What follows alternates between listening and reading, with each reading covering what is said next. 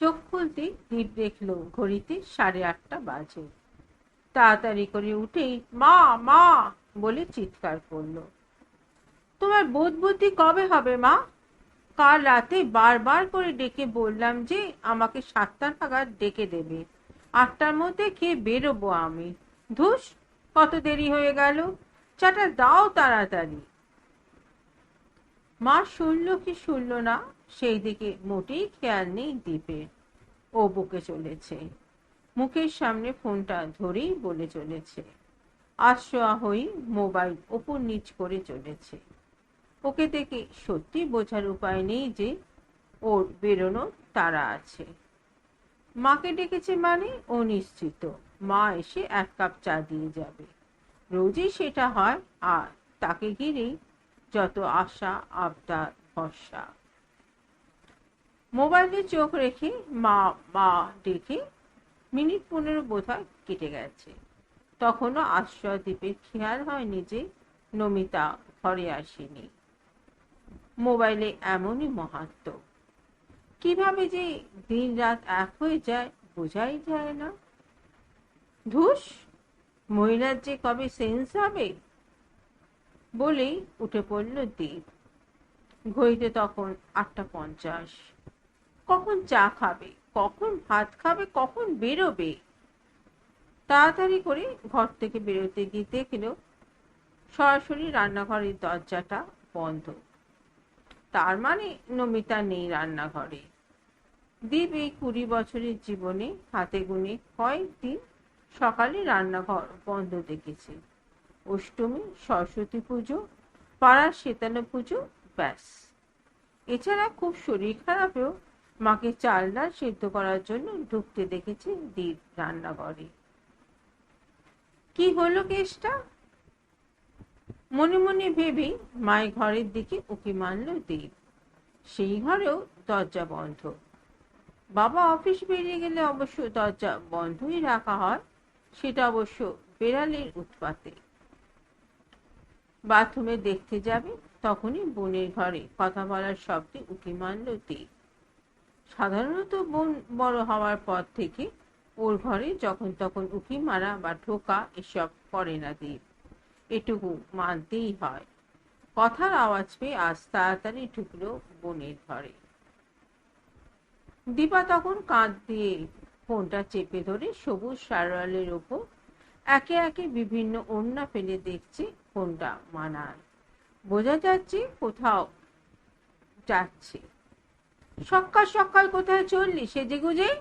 আর মা কোথায়? দীপ জিজ্ঞেস করলো। বেশ লাগছে দীপাকে।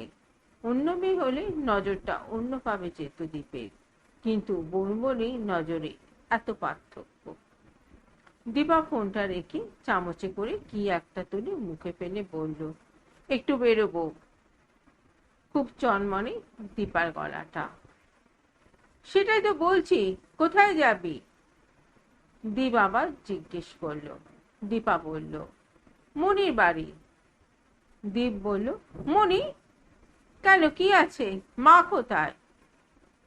দীপের গলার পারদ চড়ছে। দীপা তার উপরে গলা উঠিয়ে শান্তভাবে বলল, মা মনির বাড়িতেই গেছে। আজ বনুর জন্মদিন, সকালে ওরা পুজো দিতে যাবে, তারপর আমি ওদের সাথে জয়েন করব। মনে পড়ল দীপের আজ 28। মাসির মেয়ে ইমরির জন্মদিন সত্যি ভুলে মেরে দিয়েছে। যা চলছে আজকাল, কি করে মনে থাকবে? রোজ মিটিং, মিছিল, প্রতিবাদ, মাথায় থাকে নাকি এত কিছু? একটা মেয়েকে বিনা দোষে মেরে ফেললো, আর এই মেয়েকে দেখো, মেয়ে হয়ে কোনো প্রতিবাদ নেই। নিজের বোনের দিকে তাকিয়ে ভাবল দীপ। দীপা তখন ঠোঁটে খুব যত্ন করে বাদামি রং ঘষছে। দীপ দেখল খালি কাপ আর প্লেটে কি একটা রয়েছে, ওর খাবার বোধহয়। তার মানে মা রান্নাঘরে সব রেডি করে গেছে। দুপুরে কোথাও যাবি তোরা? দীপ বেরোতে গিয়েও থেমে আরেকবার জিজ্ঞেস করলো।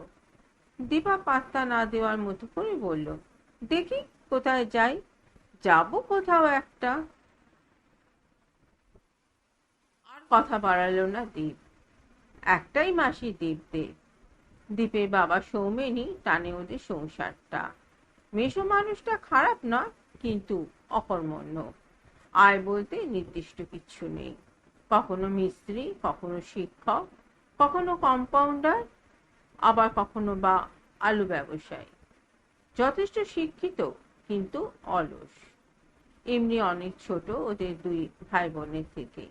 তাই ওর পড়াশোনা ও যাবতীয় খরচ সৌমেনই চালায়। তিনজনের পড়াশোনা, খাওয়া পড়া কম নয়, অনেকটা খরচ। বেশ বোঝে দীপ সেটা। আজ আবার চারজন কোনো রেস্টুরেন্টে খেতে যাবে। বাবাই নিশ্চয়ই দিয়েছে টাকাটা। মাসের শেষ, কে জানে কিভাবে দিল। ভাবনাটা এলো, উড়িয়ে দিল দীপ। এখন তাড়াহুড়ো করে বেরোতে হবে ওকে। 3টে প্রতিবাদী মিছিল আছে ও। পরপর দুদিন যায়নি টিউশন পড়ানো থাকে বলে। আজ থাকে না, তাই আজ দীপের ইচ্ছে আছে সকাল থেকে ওদের সঙ্গে থাকা। আর সত্যি তো, মানুষ হয়ে যদি মানুষের জন্য এইটুকু না করে, তাহলে কিসের মনুষ্যত্ব। অথচ দীপাকে দেখো, বাচ্চা তো না, ক্লাস 11। ওর বয়সী ছেলে মেয়েদেরই তো দরকার। দীপ তো কলেজের 2nd ইয়ার। ওরা তো করবেই প্রতিবাদ, কিন্তু দীপা একটা মেয়ে হয়ে কোনো রকম আলাপ আলোচনা নেই এ বিষয়। রান্নাঘরে ঢুকতেই দীপ দেখলো সব শুকনো, না এক কাপ চা, না কিছু। তাহলে দীপা কি খাচ্ছে? চার ওটস মনে হলো।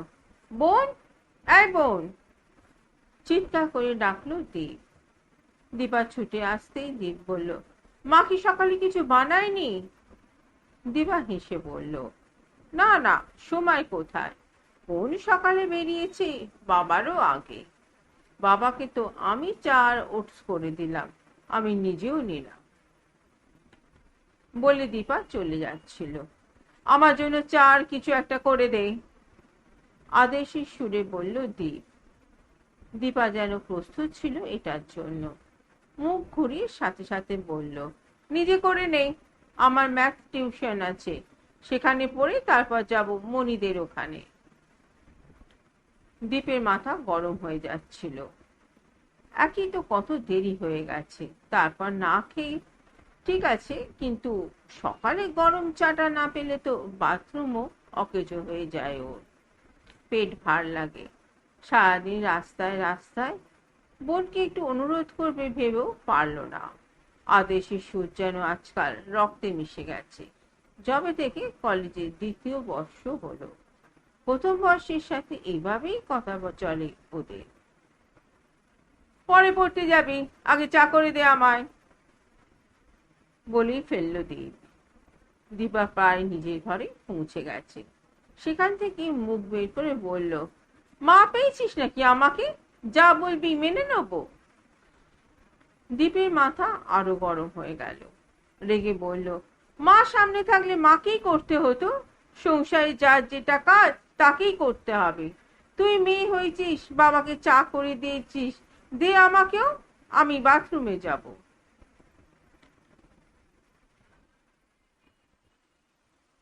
তোমার জন্য আজ দাদার এই অবস্থা। বেশ করেছে, মুখ করেছে। তোমার শিক্ষা হওয়া উচিত। আর একটু ভরসা করো ওকে। আজ তোমাকে জ্বালাচ্ছে, কাল অন্য বাড়ির একটা মেয়েকে জ্বালাবে। এখনো সময় আছে। কাল সকাল থেকেই ছেলে মানুষের দায়িত্ব নাও। নিজের ঘরে মেয়েদেরই সম্মান করতে পারে না, আবার মিটিং মিছিল করছে অন্য মেয়েদের সম্মান দিতে। মনে পড়ল দীপার। কাল রাতে দীপ বাড়ি ফিরে যখন খুব বাজে ব্যবহার করেছিল মায়ের সাথে, শুধু রুটি করতে পারিনি বলে। এ বাড়িতে রাতে সবাই রুটি খায়। তবে মাসের শেষে যখন সবকিছু কমতে থাকে, তখন নমিতাকে রুটির জায়গায় ভাত, ভাতের জায়গায় চিড়ে, এভাবেই ম্যানেজ করতে হয়। সেটা দীপা মেনে নেয়। সৌমেনও মেনে নেন, কারণ দায়টা ওনারই। শুধু দীপকেই কিছুতে বাগে আনতে পারেন না নমিতা। মেনুতে একটু এদিক ওদিক হলেই ওর মাথা গরম হয়ে যায়। ওর মনের মতো না হলেই দীপা বরাবর দেখেছে মায়ের সাথে কি বাজে ব্যবহারটা না করতে। আর নমিতা চুপচাপ সেটা সহ্য করে। সেটাই ওর দোষ। আর প্রথম থেকে কিছু বলেননি বলে দীপ আরো পেয়ে বসেছে। কাল রাতে রুটি হয়নি বলে ধাক্কা মেরে ভাতের থালা সরিয়ে উঠে গেল। সৌমেন ডাল মাখা ভাতটা খেতে খেতে বলল, ছেলেটার জন্য না হয় 4টে রুটি করতে। যেটুকু আটা আছে কাল সকালে টিফিনে দেব তোমাদের, কাঁদো গলায় বলেছিলেন নমিতা। লাগবে না, ছেলের ভাতটা তুলে রাখো, কাল আমায় দিয়ে দিও, বলে সৌমেন আধা ভাত খেয়েই উঠে গেছিলেন। আর নমিতা চোখ মুছতে মুছতে চললেন ছেলের রুটি করতে। করে দিয়েও এসেছিলেন ছেলের ঘরে, আর নিজে কিছু খাননি। ঘুমাতে চলে এসেছিলেন দীপার ঘরে। এত সুন্দর একটা একতলা বাড়িতে সবার নামে ঘর আছে, শুধু নেই দীপার আর নমিতার। একটা ঘরে ভাগযোগ করে থাকে ওরা। কান্নাকাটির দিনগুলোতে নমিতা মেয়ের ঘরেই চলে আসে, আর কাল সারা রাত গল্প করে কাটিয়েছে দুজনে।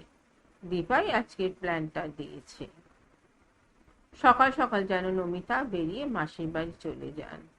সারাদিনের পুজো দেওয়া, খাওয়া দাওয়া ওসব বানিয়েই বলেছে দীপা। মাসের শেষে এতটা টাকা বের করা একটু কঠিন। দীপা গুনে দেখেছে ওর কাছে সব মিলে 900 মতো আছে।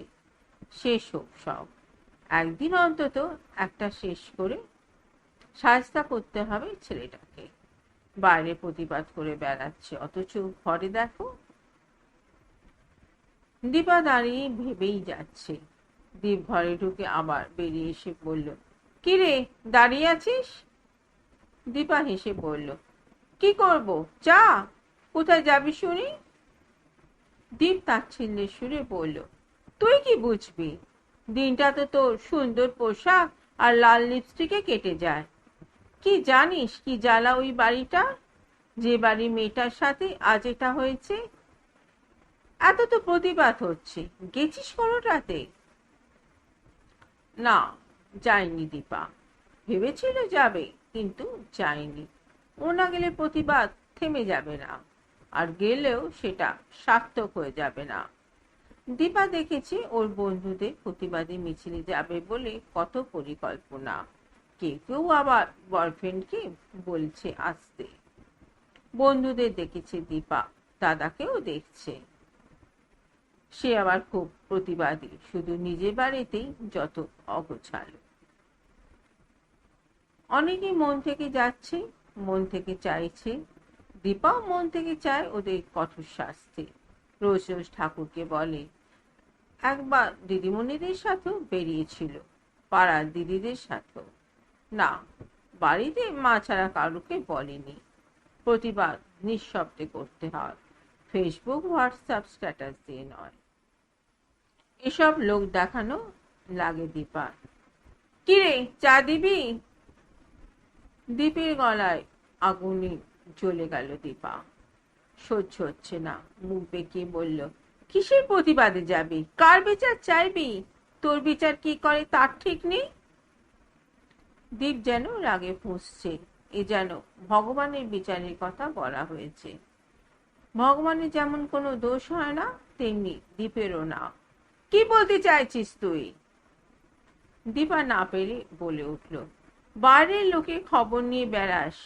ঘরে মা খেলো কিনা, কৌটোয় আটা আছে কিনা, বাবা রাতে ওষুধ খেলো কিনা, এসব খবর রাখিস? মাসে মাকে 1500 টাকা দিস বলে দাপটি আলাদা। বাজার তো করিস না, তোর তো সেটা কাজও না। আমি আর মা যাই, 1500-তে জলও গরম হয় না। কাল রাতে আটা কম ছিল বলে মা ভাত দিল, ব্যবহারটা মনে আছে তোর? তোর ভাতগুলো বাবা আজ অফিসে নিল, আর মা রাতে তোকে তো রুটি করে দিল। নিজে খেয়েছিল কিনা দেখেছিস? আমার নির্লজ্জের মতো বলে এলি আমার 7টায় দেখে দেবে। উনি অন্যের সাথে হওয়া অন্যায় প্রতিবাদ করতে যাবেন। যে নিজে ন্যায় অন্যায় জানে না, তার অন্যায় প্রতিবাদ করার সাজে না। ন্যায় অন্যায় ঘর থেকেই শুরু হয়। আর শোন, রোজ রাতে রুটি খেতে গেলে বা পছন্দের কিছু খেতে গেলে নিজের টাকা দিয়ে কিনে আনবি, আর নিজে করে নিবি। আমরা কেউ তো চাকর নই, মায়েরও শখ আহ্লাদ আছে। আজ আমিই মাকে পাঠিয়েছি, দেখ মা ছাড়া একবার কেমন লাগে। এক নাগাড়ে বলি দীপা দরজা আটকে দিল। 10টা থেকে পড়া। ও চাইছিল না দীপের মুখোমুখি হতে, আজ এটা হতোই। তাইও চাইছিল স্যারের এই এক্সট্রা ক্লাসটা একটু আগে বেরিয়ে যেতে। বেকার মুখ লাগালো দাদার সাথে। খাওয়ার খোঁটা, টাকার খোঁটা দেওয়াটা বোধহয় ঠিক হলো না, কিন্তু দরকার ছিল। নমিতার বিগড়ে যাওয়া ছেলেকে এইভাবেই সায়স্তা করতে হয়। বালিশে মুখ গুজে শুয়ে কেটে যাচ্ছে দীপা। যতই হোক নিজেরই তো দাদা, বোনকে ভালো তো বাসে, যত্নও নেয়। অনেকক্ষণ বালিশে মুখ গুজে পড়ে রইল দীপা। কখন যে চোখটা লেগে গেছিল বোঝেনি। বোন, দরজা খোল বোন। দীপের ডাকে উঠে বসলো দীপা। গলাটা অনুমান করার চেষ্টা করলো। না, রাগ নয় তাহলে। দেখার জন্য দরজা খুলতেই 2টো প্লেট হাতে ঘরে ঢুকলো দীপ। 2টো পেটে ভর্তি নুডলস বোনের হাতে দিয়ে বলল, চল খেতে খেতে একটু প্ল্যান করব। অবাক হয়ে দেখছি দীপ বোনের ঘরে ঢুকে খাটের উপর বসে বলল, ফ্রিজে দেখলাম মাছ আর মাংস আছে। দীপা মাথা নাড়িয়ে বলল, মা সপ্তাহে বাজার থেকে বাঁচিয়ে রেখেছি আজ ইমলি জন্মদিন বলে। দীপ বলল, আমি নুডলস আনতে গিয়ে ময়দা, ডিম, চিনি আর বেকিং পাউডার এনেছি। বাটার আছে, চল কেক বানাই। আর তুই মাছটা রান্না কর, আমি ফ্রাইড রাইস আর চিকেন। অবাক হয়ে দেখছি দীপা। এ কে? এটাই একটু আগে দীপ। দীপ নুডলস চিবোতে চিবোতে বলল, ইমলিটা ছোট মানুষ, আজ কোথাও বেরোবো না। ওর জন্মদিনটা পালন করে চল। মাকে ফোন করে বলে দে পুজো দিয়ে সোজা বাড়ি আসতে। তুইও পড়ে আয়, ততক্ষণে আমি কেক আর মাংসটা বানিয়ে রাখি। দীপা আমতা আমতা করে বলল, পারবি তুই? দীপ বলল, কখনো মা করতে দেয়নি, বুঝতে দেয়নি, ভাবতেও দেয়নি। যা চেয়েছি দিয়েছে, পারুক না পারুক করে দিয়েছে। তাই বুঝিনি মায়েদেরও কষ্ট হয়। মাও তো কখনো না বলতে পারে, কিংবা আমার ঘরে ঢুকে তোর কাছে যেমন দুঃখ বলে তেমন বলতে পারে? কখনো বলেনি, তাই আমিও বুঝিনি। তুই বোঝালি তাই বুঝলাম। নুডলস খেতে ইচ্ছে হলো, কিনে আনলাম। দীপের চোখে জল, কথার ফাঁকে খাওয়াও শেষ হল। নে নে পড়তে যা, তাড়াতাড়ি ফিরিস। দীপ যেতে গেলে দীপা ডেকে বলল, দাদা। কিছু একটা ছিল ডাক্তার। দীপ দাঁড়ালো। দীপা সরি বলতে গেলে দীপ এসে বোনের মুখ চেপে মাথা নেড়ে বলল, অন্যায়ের বিচার ঘর থেকেই হোক। এতদিন বুঝিনি, আজ যখন তুই বুঝিয়ে দিলি আজ দিনটা ঘরের প্রতিবাদ হোক, তবে তো কাল বাইরের প্রতিবাদটা সার্থক হবে। দীপা পেছন থেকে জড়িয়ে ধরল দাদাকে। বহু বছর পর সেই ছোট্ট বেলার মতো বলল, আজ পড়তে যাব না, রান্নাঘরে চল। তোর অভ্যাস নেই, যদি কোনো বিপদ হয়। হেসে ফেলল দীপ। একটু আগে সেই রাগী মেয়েটা, ও জানে বড্ড ভালোবাসে মেয়েটা ওকে, তাই তো সঠিক শিক্ষাটুকু দিল। সত্যি তো, ঘরই যদি ভালো না থাকে পরকেও ভালো রাখা যায় না।